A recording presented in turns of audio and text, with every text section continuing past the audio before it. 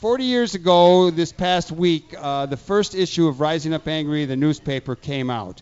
And it was the actual person who helped to lay out the paper is here on the stage, Patrick Sturgis. Tom Gilchrist is here. He was one of the young fellows that was involved from the Clark and Devon neighborhood. Steve Tapas wrote some of the stuff, as did I. I have Peter Kuttner. I don't know if you came then. Yeah, you were around at that time. I have he was the movie critic in the first issue.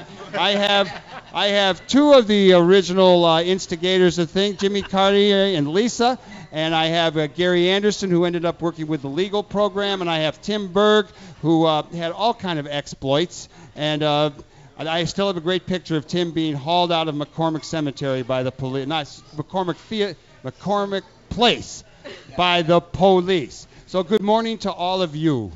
Good morning. Good morning. Good morning. Now, somebody, Tapas, grab the microphone and tell us what you see as the early history of Rising Up Angry. How did it get started? Well, You're the man.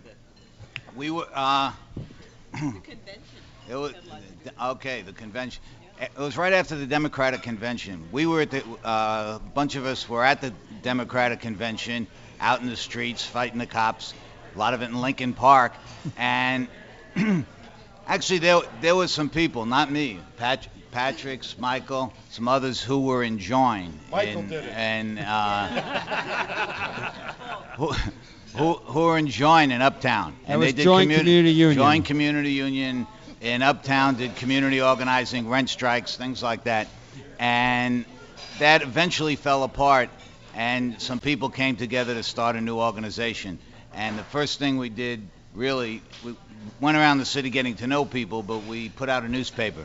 And then we used that newspaper to get to know people all over the city. And we jump out of cars everywhere and hand out that paper. And we got to know mostly guys, in the beginning, mostly guys on corners, all over, north side, south side, all over the city. Well, the concept in part was we got it from the Young Lords. There's a couple members of the Young Lords here today. Welcome.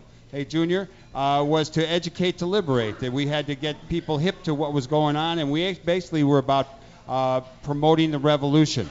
And one of the early people who played a real part, two people, were Jim and Lisa.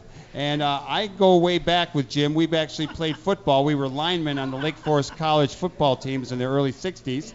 And Jim got us jobs working for a delivery service over at Bud and Arts Delivery. It was on Ashland Avenue, and it was near Clark and Devon, where I think the first time someone wrote on Rising Up Anger on the wall was over at that area.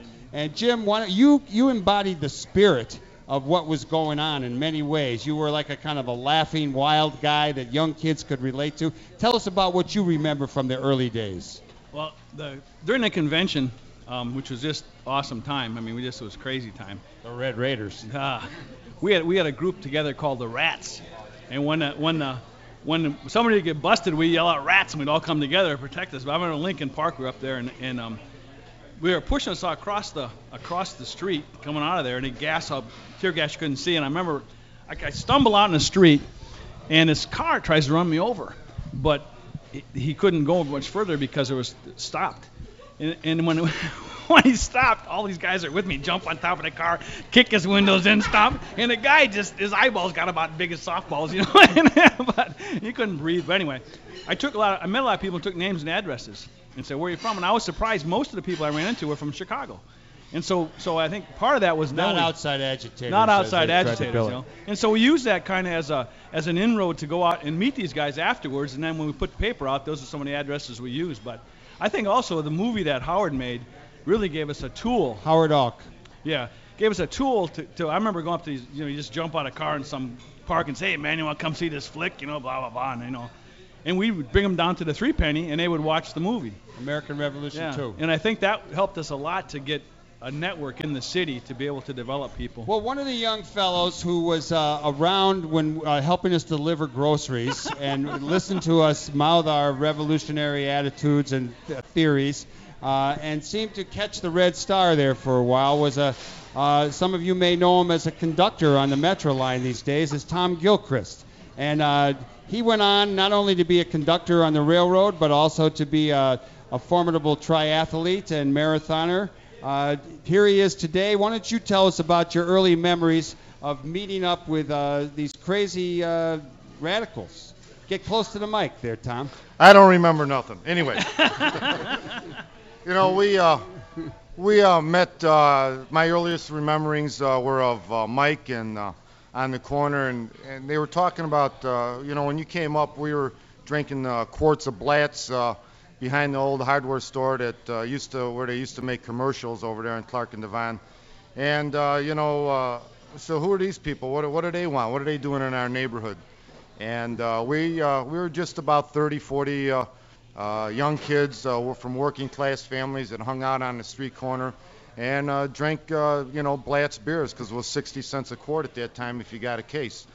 And they talked about educating us, and now I look on it, and it was enlightening and opening up a whole new world for us. At that time, most of us were white, Irish, German kids. We had and that's what we were, and from working class families. As I kind of opened up to that, I had a pastor when I was young, a Pastor Pomeroy, who they used to call the hippie preacher, and he sort of opened up, righteousness to me, and that's sort of what these people preached when I was a young kid, and I sort of remember that. And so I was receptive to this, and so I got to meet a lot of people, and I had to write some notes because I'm not as old as these people, but I still don't remember a lot of things. I still don't remember a lot of things, but yeah, you probably still have short-term memory loss.